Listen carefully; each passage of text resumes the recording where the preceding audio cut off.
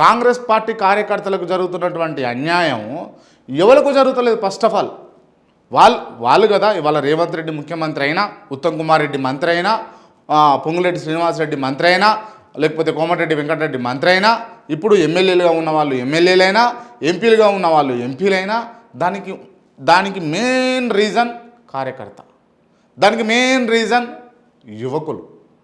దీన్ని ఎవరు అవునన్నా కాదన్నా ఇది ఒప్పుకోవాల్సినటువంటి నగ్న సత్యం.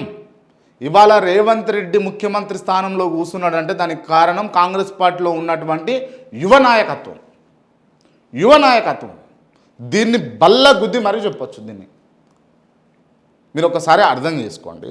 కాంగ్రెస్ పార్టీ అధికారంలోకి రావడం కోసం, రేవంత్ రెడ్డికి మైలేజ్ ఇవ్వడం కోసం, రేవంత్ రెడ్డిని ముందు పెట్టి నడిపించినటువంటి యువ నాయకులు 100 మంది ఉండే.